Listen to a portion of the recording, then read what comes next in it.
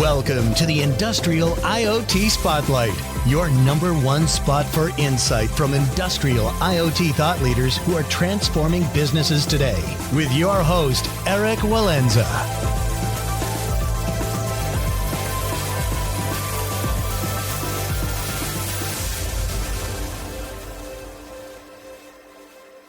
Welcome back to the Industrial IoT Spotlight podcast. I'm your host, Eric Walenza, CEO of IoT One, the consultancy that helps companies create value from data to accelerate growth.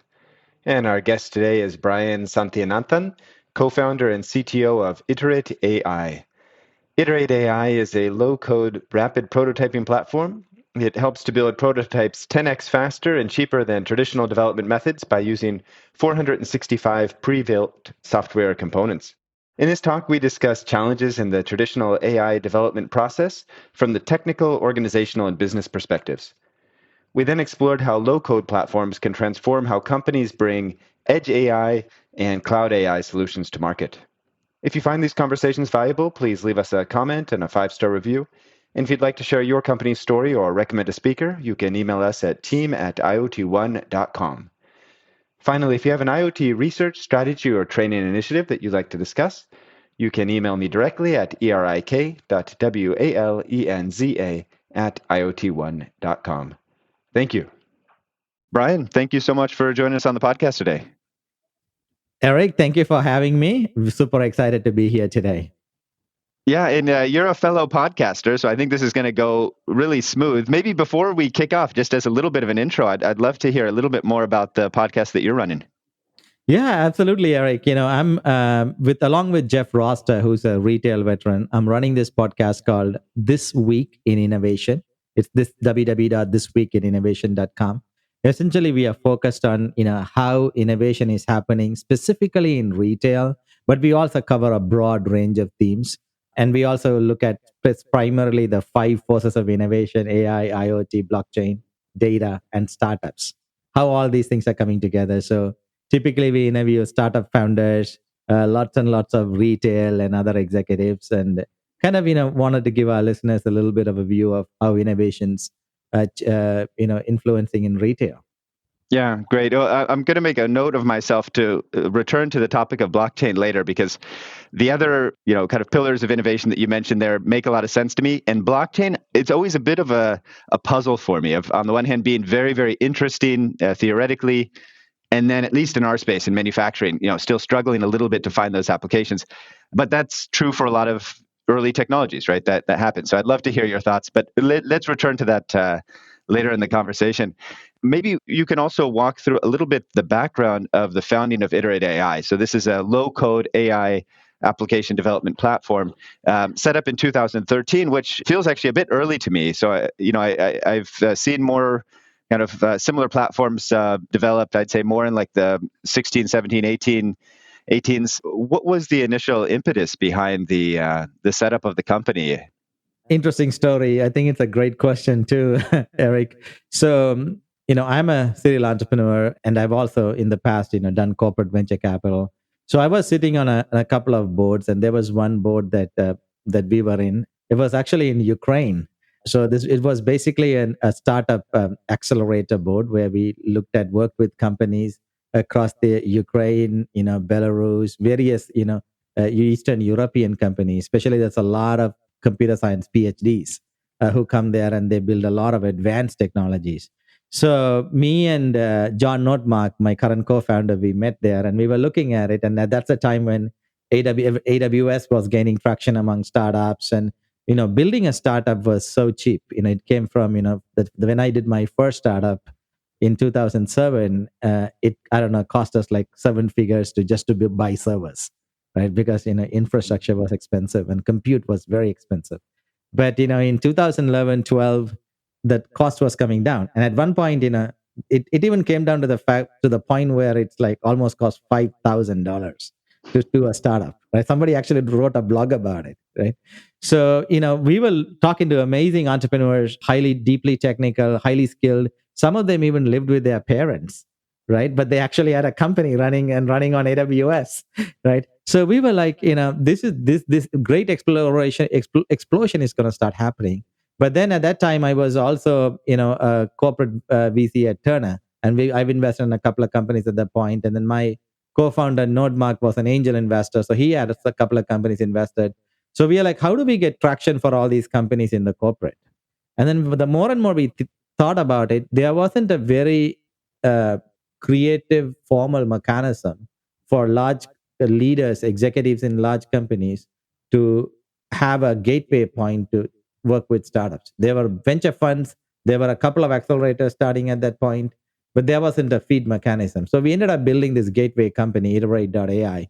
Actually, initially was called Iterate Studio, as that gateway accelerator, like a clearinghouse for startups. But very quickly we Oh, realized in okay. that, yeah, so very quickly we realized in that journey that uh, we not only need a clearing house mechanism and a cataloging platform where we can catalog world startups. So today we have the ability to catalog up to about 17 million some startups and about like 78 million patents through our platform signals. But then what we also realize is that is great because that gives information to the leaders. When they're in a board meeting, somebody talks about some trend in AI, the C-level actually knows. So I know what he's talking about, right? It's educational, right? But then what happened, we very quickly realized is that that is one part of the puzzle. But the other part of the puzzle, which is even bigger, is, a lot of times, an innovation leader's tenure in a big organization was exactly 2 years, right? So they become head of VP of innovation, EVP of innovation, head of new products or whatever, and then within 2 years they go to get a job in somewhere else. One of the reasons is because a lot of times in big companies it takes a lot to move the company.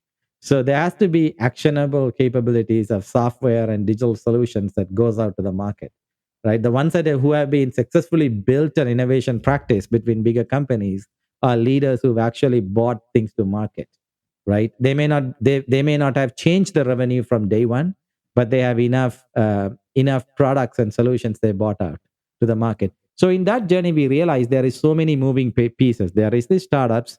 There is a lot. That's when AI was coming into the market. Right? There was a lot of deep learning companies coming in. Like it was like 17, 18 time frame. Quite a lot of deep learning companies. So like there was AI, IoT, data, and startups because we already been at that point we had relationships with 80 odd startups, right? So why don't we take all these things and put them into these software blocks, and then we can actually drag and drop them, right? Low code wasn't even there. I mean, there was low code solutions, all of Microsoft and others had solutions, but they were essentially enterprise RPA solutions. They were not targeting the innovation market. So why don't we bring these five forces of innovation and everything that can be there, and then create these Lego blocks and create a canvas and a runtime environment or some sort of a middleware where organizations can start building digital solutions, both consumer facing as well as back end facing applications a lot faster, right? And when we did that, our business sort of boomed because, like, the customers we started working with, they said, "We love it. Let us bring some products to market."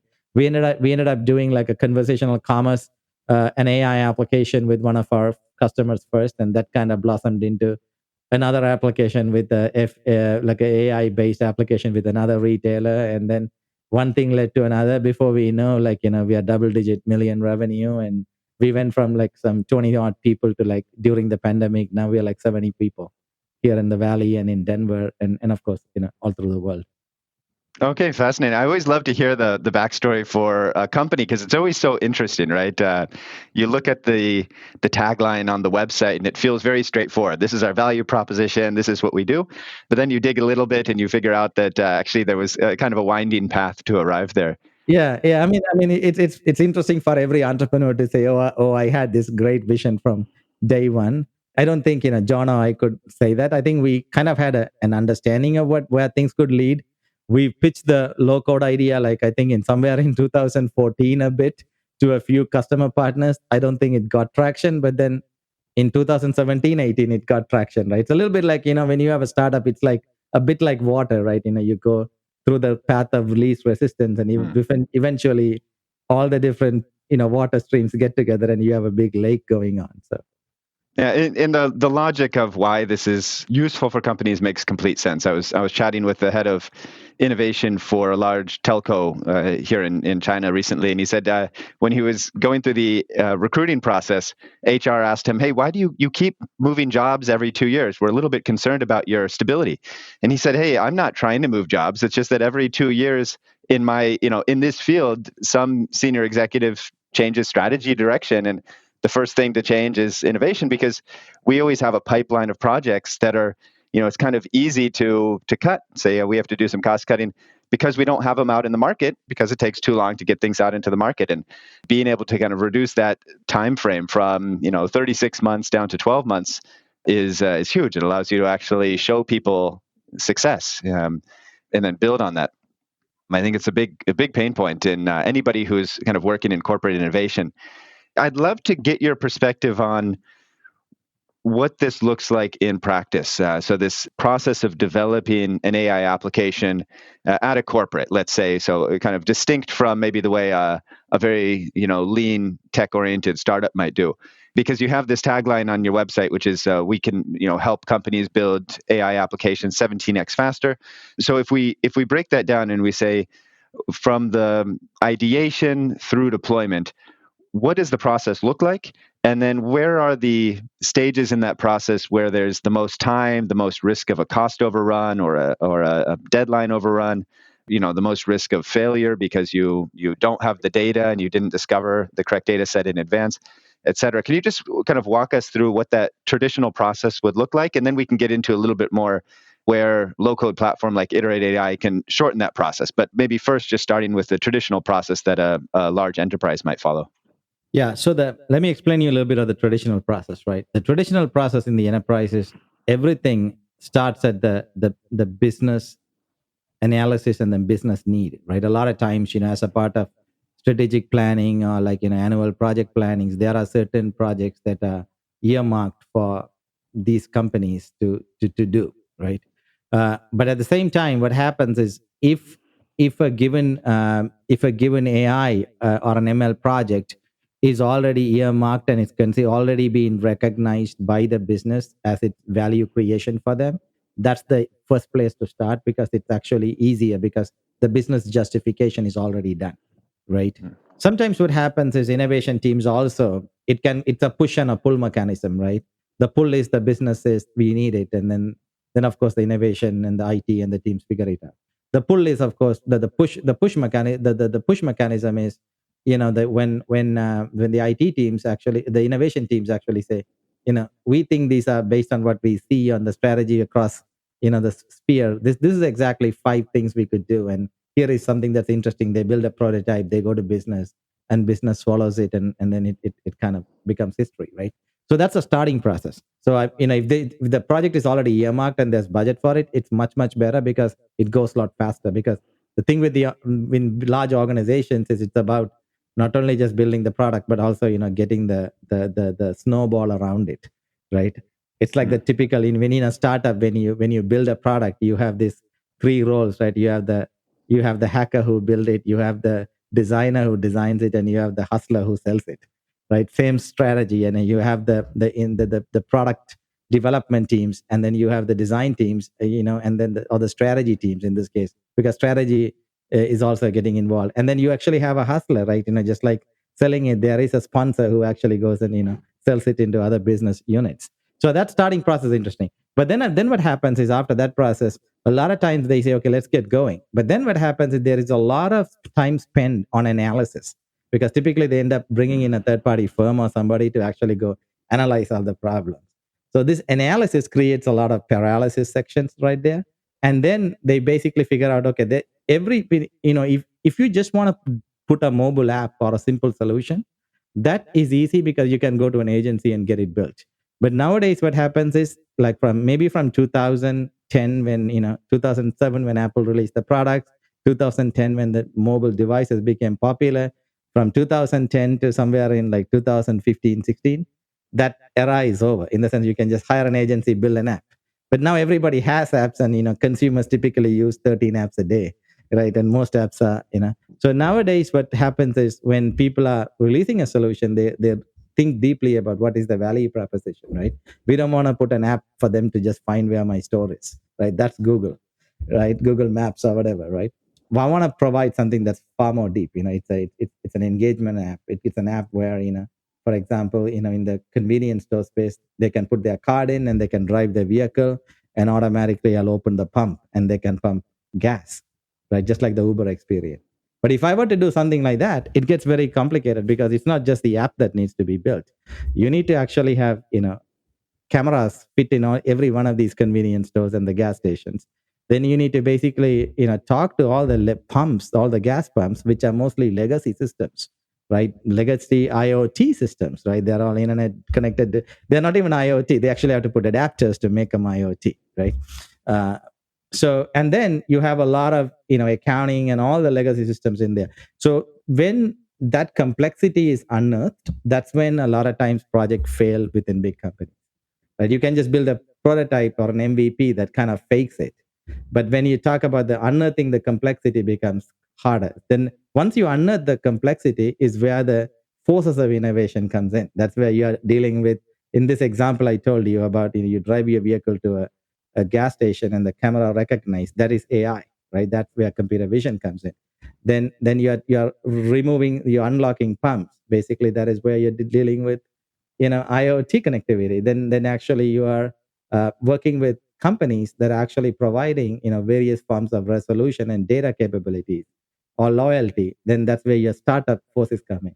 So as every one of the force comes, that's when innovation breaks down in large company, because suddenly the head of innovation says, oh my god, this is not what we originally thought as an MVP. This is far more bigger.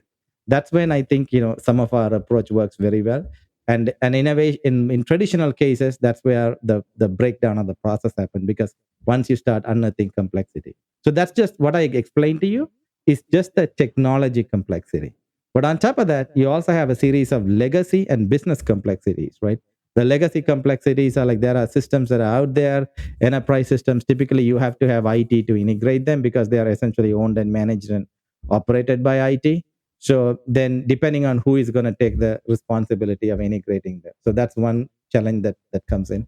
The second challenge somewhat comes in is essentially the business complexity of like, have we looked at all the cases? Is all cases satisfied, right? So that's a little bit of because that's not so much of a low code problem per se, but that's more of a selling job and a phased approach. Because a lot of times, if you take all your business requirement and say you want to build something, you will never release a product to the industry. So that's a little bit of a test and learn, and then also teaching your business team, to kind of take a phased approach. So that's kind of the traditional method. And I can explain you where the low code actually, makes it even simpler next.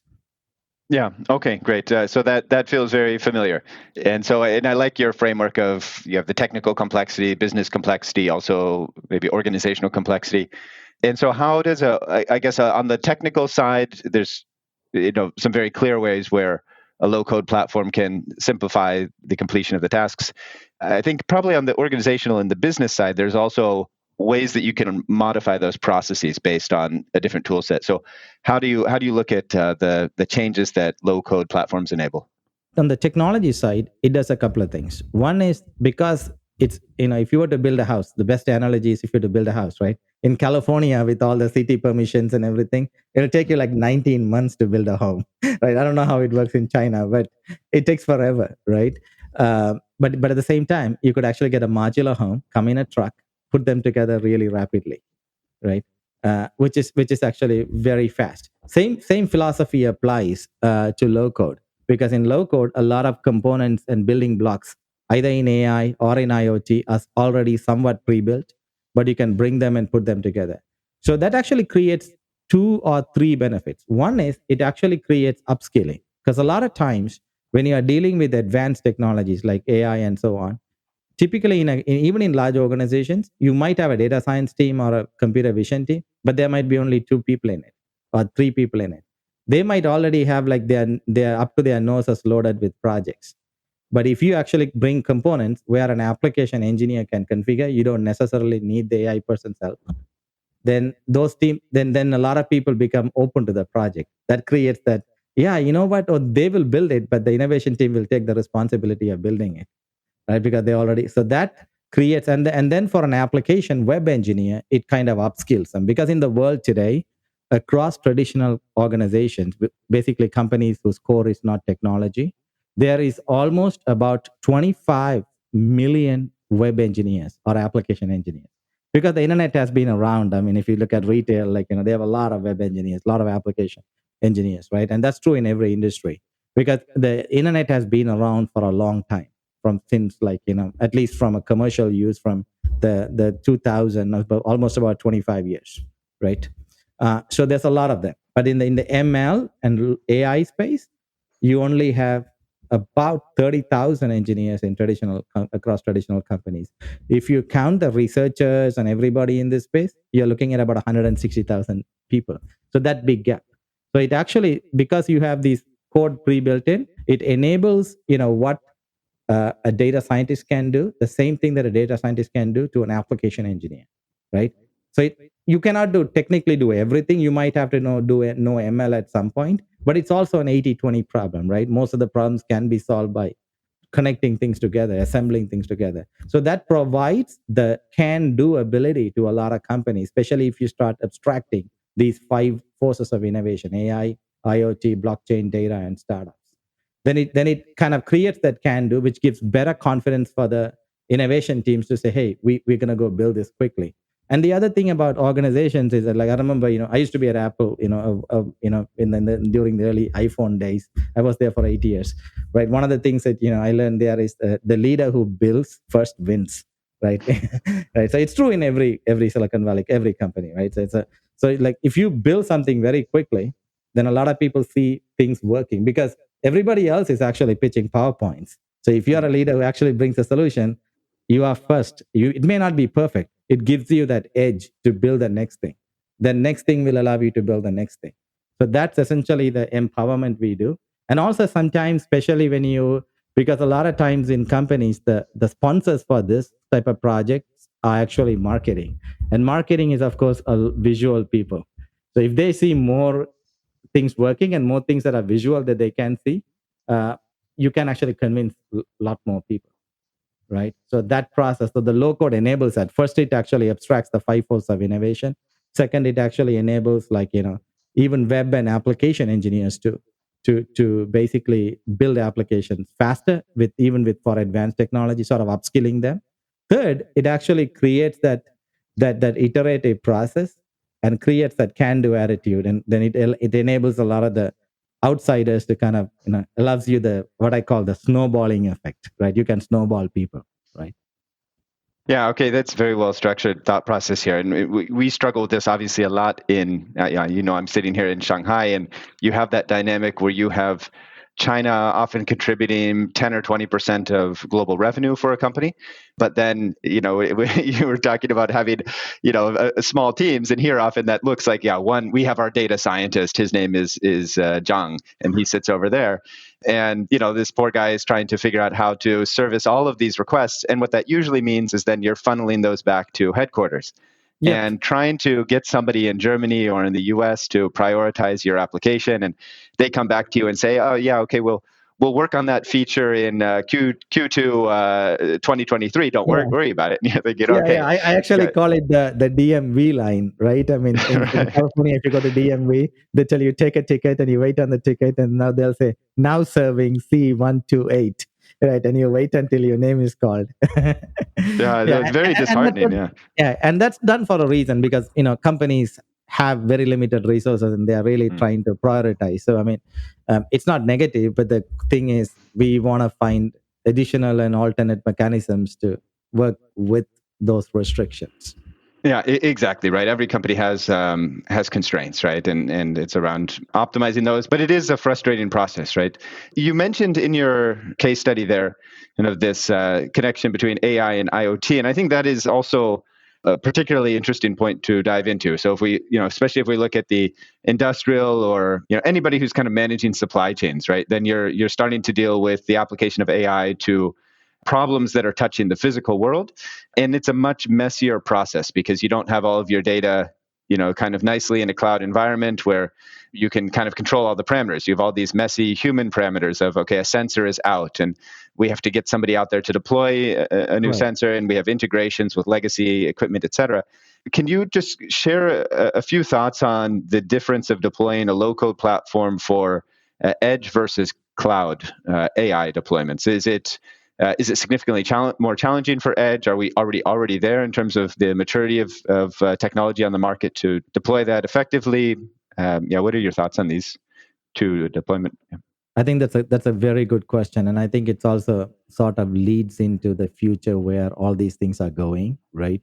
Because if you look at a lot of the processing that happens today, there are the IoT is everywhere, right? Everything that we see today. I mean, even in my house right here, there is at least I wouldn't say like at least 100 plus IoT things, right?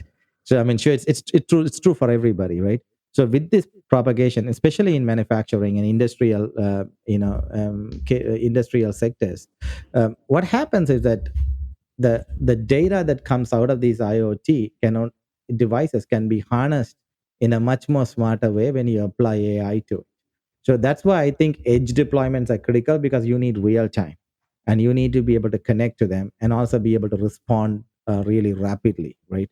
The challenge is the thing about doing something in the cloud is it has always been there for the last 5-10 years. But then the thing with the cloud capability is that there is a lot of processing ability in the cloud, right? You have all your GPUs, and naturally everything naturally auto scales, and you have the NVIDIA GPU instance that just scales, as your load comes, right? That privilege or that luxury is not available when you're running in the edge, right? Because a lot of times, edge devices are very limited in compute power. They may have one or two specialized systems. So the limitation happens from many, many, many, many different angles, right? One of them is all the way from, compute, storage becomes a problem. The chipset that you run become a problem. And then the support for AI model on that chipset may also be limited depending on the types of computations you're trying to run and the type of operations, right?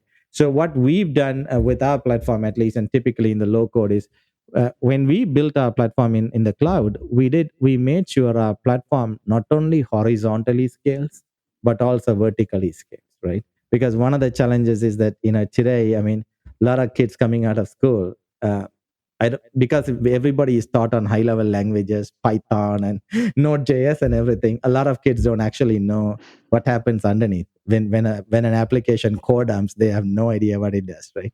But I mean, I don't blame the engineers. It's just that how the we are going upstack, as things are evolving, technology is evolving, right?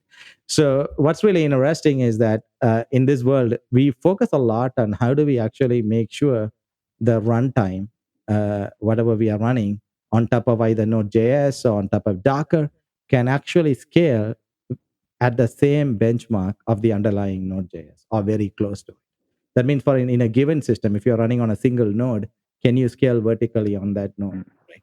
And I think that's important for every person, every new technology provider who has aspirations to run on the edge. We do that in the cloud itself so that we make sure that part scales. In fact, we have benchmarks where we show that we can run 35,000 simultaneous sessions on a 4-core CPU, and we can run probably 35,000, maybe 100 sessions less than the core Node.js with our runtime on top of it, right? That's because when you start thinking that way, then you begin to optimize, figure out what all your overheads are, and you're beginning to optimize it, right? The other problem is a lot of times that's mostly from the compute, vertical compute. The other thing is to also really think about storage, because a lot of times when you run AI models and because of versioning and all those things, storage is because AI engineers, tend to, be very liberal with storage because you're in cloud, the data is so cheap and, but when you go into an edge device, you don't have that luxury. So to think about storage in a much, much careful way, especially in versioning and things like that, right? So that those are kind of some of the things I would think about, right? The other is also test a lot of corner edge cases, right? Because the other is, sometimes people make assumptions that I can always phone home, right? There is something I can update, but when you run in an industrial environment, sometimes phone home, the connections goes away, so there is no phoning home back again, right? So you want to be super sensitive to that. Can the system recover automatically? right? Those are things that you need to pay a lots and lots of attention. And I would say also, like, it's critical. This is a really interesting point you bring up, right? It's not only just one company for us or somebody to optimize it, but also for the total industry to have a lot of cross training, right? In fact, one of the things that I've been right now advocating in my own company is to train all the engineers to teach them how kernels work, right? How operating systems work, right? Because end of the day, you have to scale your stuff. I think a lot of cross training within these companies is important, right? Especially if you're building software, right? Because because everything is sort of converging together, right? So you can be an expert on one thing, but you also have to know something else really well in order to make it scale. Yeah, I think that's a good perspective, that we're building very powerful tools that allow you to, without specialized expertise, perform for certain functions, but you still need to have this broad array of generalist capabilities. I mean, also on the business side, I feel like equally important. Get the engineers to have a bit of training in marketing and this, just these simple things like, if you have an idea, go out on the street, or go visit some customers and talk to 10 people. And it's on the one hand, it's a very simple thing, but it's very uncomfortable for people if they're not accustomed to doing that. And they're just kind of little things that can really delay a project or cause you to go down the wrong path, because this little skill set or this little mindset issue is preventing you from moving ahead efficiently. Yeah, I 100% agree, Eric, and especially if the engineers are in innovation teams. Because if you are in an innovation team in a large enterprise, just like being in a startup, you want to be able to articulate what you do, what your products, very clearly to the business teams, right? Essentially, you are doing a bit of a sales job, right? And that's very, very critical to have that capability, and that's skill set. Maybe this is a good point to discuss who you're working with. It sounds like we're discussing the functions a little bit. Maybe we can start with the industry, the functions within those industries, the roles. Who would be the buyer? Who would be your main counterpart that you're collaborating with? What is your customer and your partner network typically look like? Yeah. So basically, we are today cross industry, right? So we work in a number of industries. So retail being one of them. So retail is one of them. We work in the convenience store industries. We work in automotive, right? We are very good in selling technology to traditional industries because we understand large enterprise and legacy, and we are the higher the industry, the better we are. In fact, we were internally joking, we work with companies greater than $1 billion in market cap, right? Sorry, greater than $1 billion in market cap, because those are companies that we are very, very good in, because we understand enterprise systems really well, right? And then we are right now, we're also started working with banks and companies selling to banks. We're also working with companies that sell into manufacturing, into industrial systems, and so on. So it's very cross industry. So typically, depending on how the relationship is and the company is, the relationship somewhat starts at different spots. But on average, in most cases, it starts with a VP of innovation or somebody in marketing who actually has a business problem. So it starts with so our buyer is somebody who is responsible for bringing something to market and solving the business problem. Essentially, that is true for any company that has a B2C front, right? Like a retail or a bank or any of those folks, right? Or in the convenience sector or automotive, right? But there also have scenarios where we have worked with, IT, or even or like leaders who are running certain business units. They have internal kind of projects where they need to do. But typically, it starts with somebody essentially who is responsible from the business side for that problem to get sorted out, and then either there is a new revenue or an attachment of a part of an existing revenue there, right? So that's sort of the sponsor and the buyer, right? The user of the platform essentially are innovation teams, IT teams, and engineering teams or product teams, right? Who are actually using the product. And typically it starts with some sort of an architect or one of those leaders or like a leads who is working there, and they kind of become an evangelist. Initially, they get to learn it. Sometimes what we do is we also provide some services in certain areas, and we build it for them, and then we transition it to them. there are some big companies where still we have a service team constantly running it and hosting for them as well, because sometimes innovation takes time, and some companies don't even have the resources to do that. So it's kind of the combination of all the above that kind of comes into play. Gotcha. And do you work very often with system integrators or these kind of service providers, whether it's consultancies, or are you typically going to be working directly with the, let's say, the end using company? Typically, we work with the end using company because that has worked really well for us. But I think we also now establishing relationships with various sort of service providers.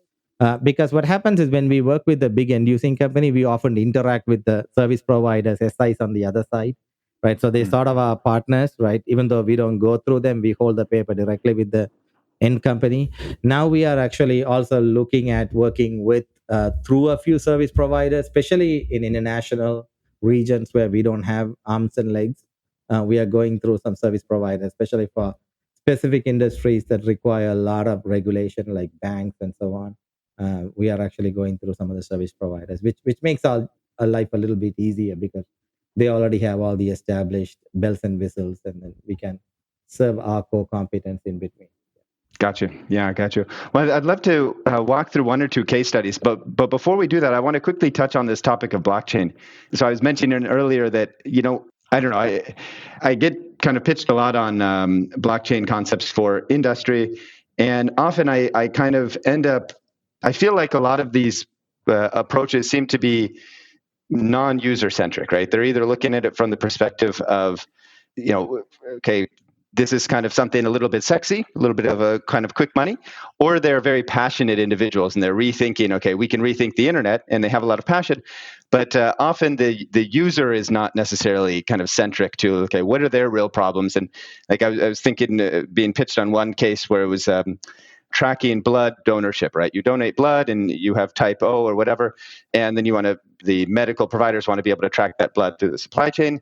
And they were kind of pitching blockchain as a solution to anonymize the data behind this so you can do the tracking. And I'm thinking, okay, if I just donated blood, I don't care. I mean, frankly, track my identity, kind of what the blood type is, just put it in a standard database and share the data with who it needs. That seems to be a fine solution. So I can understand why blockchain, decentralized platform might kind of have some value there, but from it, it's hard for me to imagine any end users there that really care about that when all they really want to know is, is this the right type of blood to match to the recipient? And I see that kind of situation a lot and so that, just would love to hear. I'm always kind of exploring, like, I know in financial services, there's some real underlying applications, some infrastructure that is using blockchain very efficiently, but maybe beyond that, in more industrial environments, what have you seen that has kind of inspired you that, this is something that's really solving real world problems today? I'll get to that in a minute, but I think before I go there, I think that I'm sure you are very familiar with it. I think every technology that's sort of in the S curve, depending on where they are on the curve, right, and the path of the evolution, things, and there's a lot of times, there's a lot of uh, uh, expectation that it would actually pick up really fast, but the industry doesn't develop as fast enough, and suddenly you see it taking off, right? So depending on where you're in the curve. But what's interesting in blockchain specifically is I think blockchain's going to become the applications are going to be very, very much internal. I think that's where initially it's going to take, because I think the plays are going to be efficiency play, security play, reporting play, compliance play, right? Those are going to be the strongest before the consumers. I think in the consumer side, there are a couple of things that can grow. I've seen some interesting things. One of them is basically right now, especially with all these restrictions and laws for advertising companies, and even for like large, like retailers and others, where they have to be very careful in buying and using third-party data, right? And then because of privacy, right? But what happens is, at some point, privacy was very, everybody took advantage of, the data being available. But now, as there is more and more restrictions, and especially how Apple's, controlling in the devices, rightfully so, right? Kind of, putting the power in the hands of the user. What would be really interesting is that if there is blockchain-based methodologies where, just like your Facebook Connect, like look at your Apple Health, app, right? If I want to give my health data to another cloud provider, I can click on authorize health, and it'll give the information. Very similar to Facebook Connect, right? So this consumer initiated data sharing, I think, is a very powerful place for blockchain, right? Because that could be a really powerful play, because then now I know who I shared with, I know my logs of when I shared with, it's all in the blockchain, and that data is something that I know, and I can only share the portion of the data that I want. Protocols for that is very powerful, because look at even just this whole health industry, right? In the health industry, in the like a few years back, if I were to, in fact, we were doing a project with a medical company trying to get some data on asthma and so on, and run AI models on top of them. But then we realized the actual data for the patient visit and various health data is across several providers. So you had to do this longitudinal stitch, right? And you need these third-party anonymization companies coming in and removing PIIs. And there are 4 providers. By the time you get access to your data before the AI happens, that's like months and years, right? And then now the same parts of it can be very gracefully be done, because all you got to do is put an app with an authorize button. The user takes his things and gives it out, right? And it's selected by the user. If the user doesn't like, it's not going to share it. So you kind of putting the power back into the hands of the user. I think there is a lot of trust that can be built by showing that this is in a blockchain opposed to some database. Somebody can hack, and it's more authenticated. It's a distributed, and it's you know it's protected better, right? By more standard tech. I think users will care about that. I think that's a place where would be very, very interesting for blockchain companies to. And then of course there is the other part of noise, right? Then there is metaverse, there is NFT, and then the market goes up and down. And I think the idea is to sort of look beyond the noise and say there is something really valuable. And I think the idea is to see if I can, as a consumer or as well as a company, can I take advantage of those pieces? I think all the track and trace backend, I think, is going to happen. I think it's going to slowly propagate across the industry. But I think the consumer side is also going to get interesting if companies kind of build some of these solutions in blockchain. Consumer initiated authentication, authorizations are very interesting, right? So I walk into a beauty company, I want to talk about all my skin ailments and everything, that can be a blockchain thing, right? And if I walk going to a beauty company, I want to give my information of my everything in my Apple Watch, like in how much water am I drinking, right? Because in beauty, how much water consumption is critical, right? Things like that, I could basically press on a button and then give that information away, right? And that's where I think blockchain gets very interesting for consumers. Okay, no, this makes sense. I think for simplifying internal interfaces and also this value proposition from a consumer side, it also makes complete sense. And that's my struggle with blockchain, is that a lot of these concepts, they make a lot of sense. And then I just kind of look in the world and I try to find examples of, whose mom has been helped by this. And I find very few moms that have been helped by blockchain solutions. But you're absolutely right. I mean, the S curve is, there's this. It's very easy to imagine things. It's very hard to build things, right? And so, Yeah. I guess that's kind of where And we're also it's sitting very right hard now. to get adoption, right? Things Yeah. that got built. I mean, look at like the phone, right? Today you have an iPhone on everybody's hands, right? But if you look at, and I was actually on the team that worked on iPhone in 2005, 6 at Apple. But then, Motorola put out a phone, like, I don't know, in the late 80s or 90s, early 90s, right?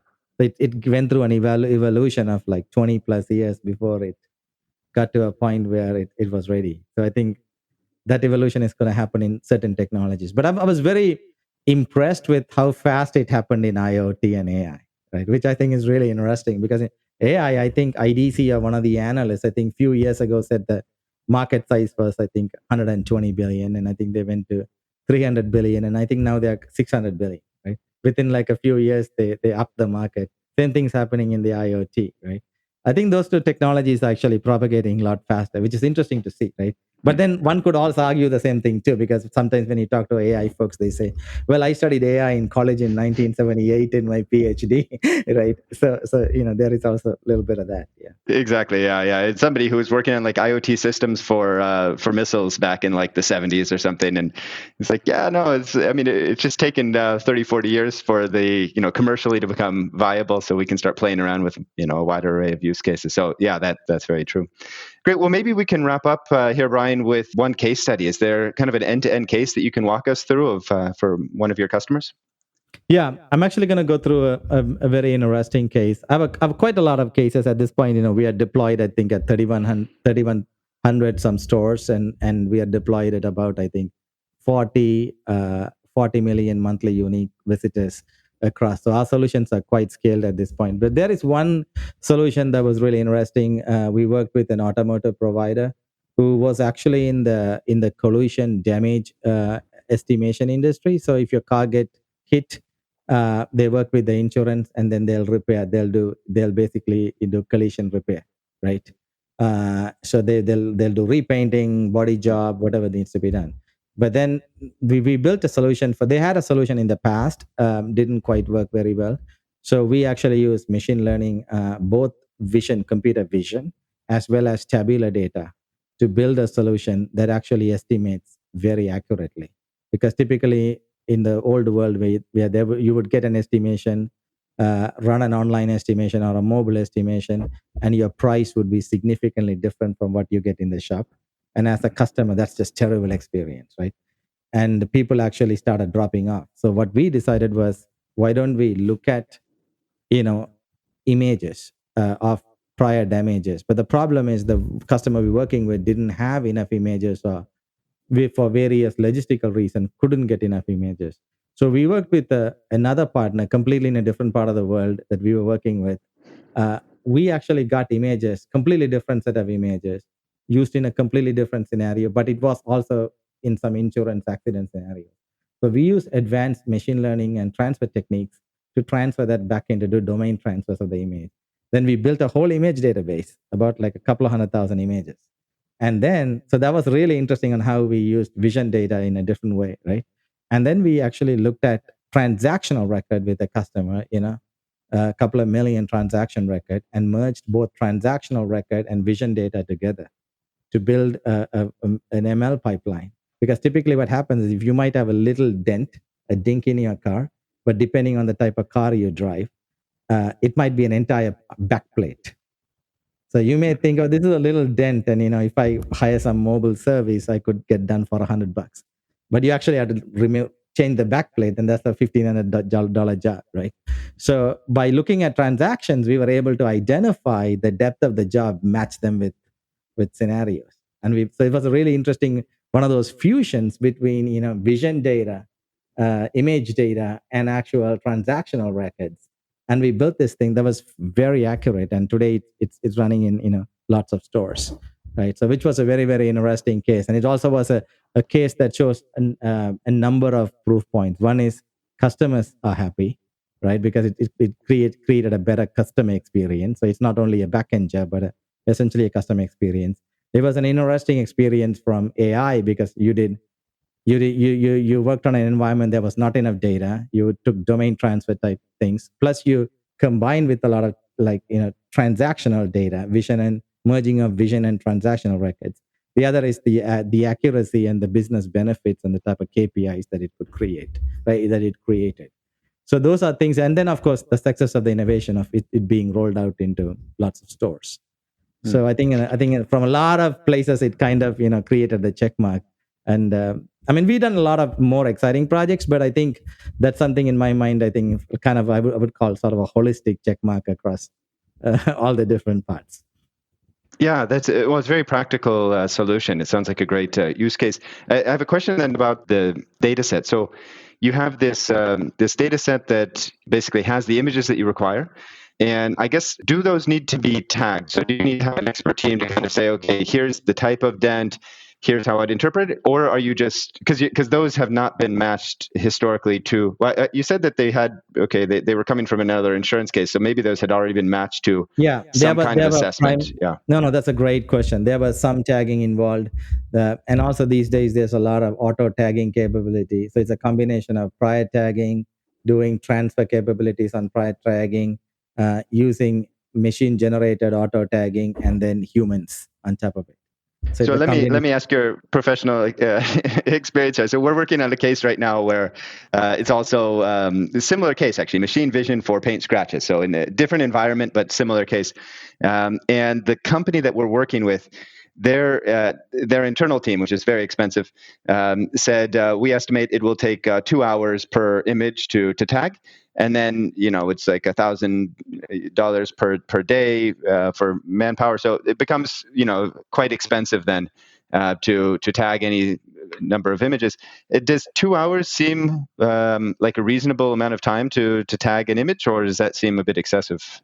No, I think it depends on the problem. So I don't know the problem more deeply, so I need to look at it. But I think typically, like in these days, there are a lot of services out there, outsourced services that could actually do it for you fairly fast, right? Human, like you could even do like probably like 5 minutes to 10 minutes an image, right?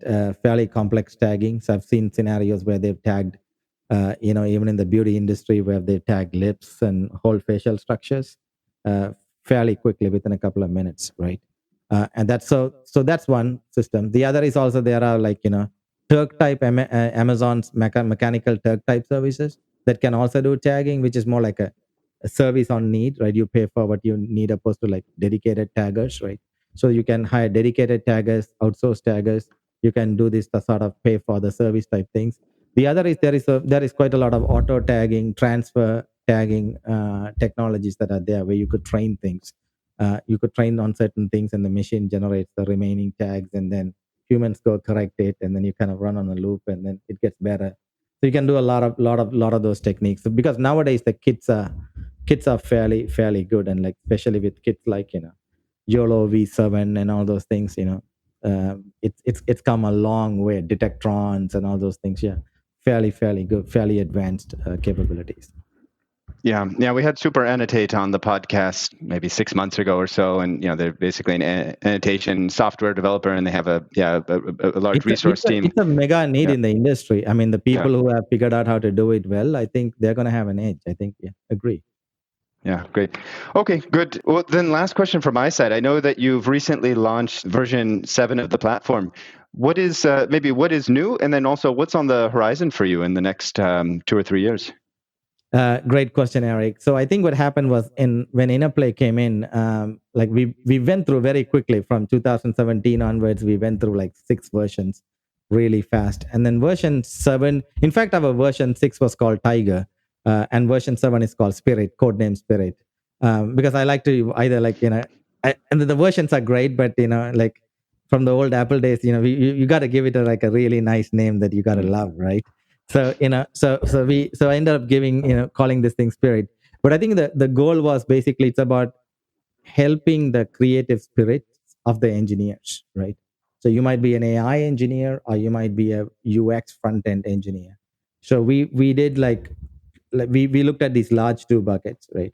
Earlier in the prior versions of Tiger, we were purely concentrating on backend. In fact, Interplay's power is actually building complicated backend technologies.